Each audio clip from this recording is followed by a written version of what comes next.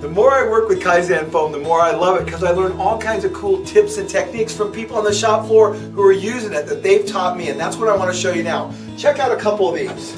This is my drawer up in my workbench. Look how nice this is. Nothing moves around, everything stays put. I just finished all my marking tools, all the drawer was there. Now I put in finger pulls. Look how beautiful that is.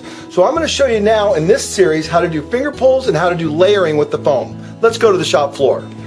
Okay, the first thing I want to show you is layering. You can actually glue or laminate white Kaizen foam onto the bottom of the black, and the reason that's so nice is now you have a shadow board in the bottom. Marla, our graphic designer, came up with that idea. And then the next thing I learned is Andre was messing with the foam and found out about layering, where you can actually cut one layer deeper than the next layer, and you can do that. And then we came up with a finger hole. So let's show you how to do all that. So here's our piece of foam right here. We've taken our knife, and we've traced it around the outside, of course, with our long nose marker right here. We just trace around the outside very fast, very easy. It's already been done, so you can see how that works. You get a nice line. The next thing is to cut it. So now extend your knife out and come on in here and just cut on down. You can actually just turn it right when you go around the corner. If you cut past the edge, it doesn't really matter. Just stay inside the black line is the key. It looks like I've got everything done. Now, the next trick is how to pull the foam. When you do it, put your finger in there and grab the first layer and start peeling it back. Keep your finger in there, just like this. That's the key, is you don't want to just pull it right here. You want to kind of like separate the layers with your finger, kind of like a little chisel, if you will. Okay, so you get in there and you go down just like that. And there it is. It looks pretty clean. Then you go ahead and put your knife in there and you go, oh, well, you know what? This is not sitting in there. Why? Because the side of this tool is shallow here and deep here. So we really want to go deeper right in this area. So watch how fast this is. Just come across there, put a line across there, and then make sure that you're deep enough on everything else here.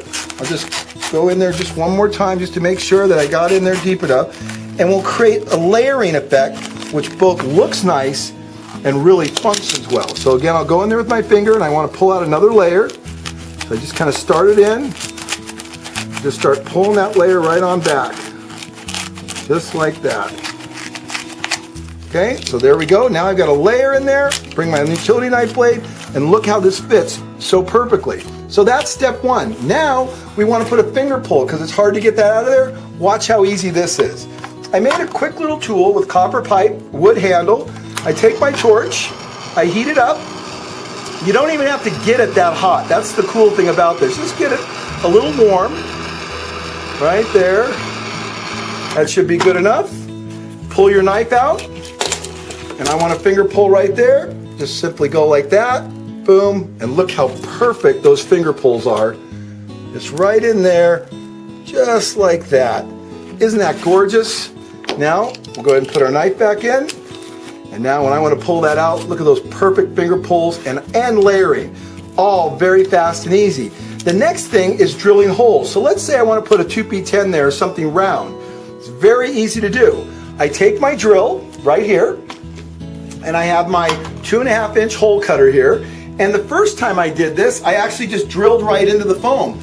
And then the second time I did it, because we're all about continuous improvement here at FastCap, Alexi saw me do it and he says, why not just heat this a little bit? So I said, hey, why not try it? You never know, it may work. And guess what? It works awesome. So I'll turn my torch on a little bit and I'll just spin that. I'm not going to heat it too much. Just enough to get it warm. And the reason why I'm doing that is it burnishes the foam. And instead of the foam fraying, it kind of melts it together. So watch what happens when I do this. First of all, it drills beautiful. Look how nice that is. And I'm going to put a wood block underneath there so when I go all the way through.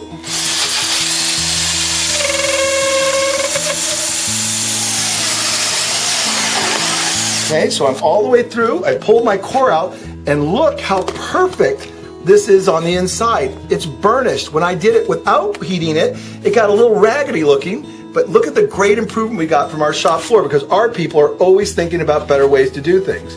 Then the last step is to go ahead and pull this tape off the back, the speed tape liner, and we can laminate our white right on the back side. And the best way to pull speed tape is to pull our knife out and catch the corner of it.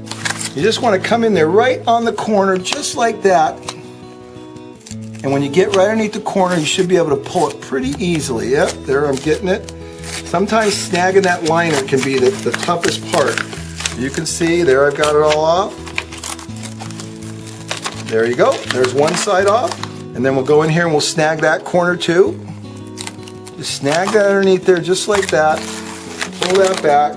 Boy, that stuff is sticky. Then take my foam, line up my corners, and away you go. And now I've got laminated, I've got finger holes, I've got a nice drill. I've done everything in very short order. Look how fast this all went. And I'm done. Kaizen foam, it is amazing. Send us your cool ideas. We want to see all the cool ways you use it. This stuff is awesome.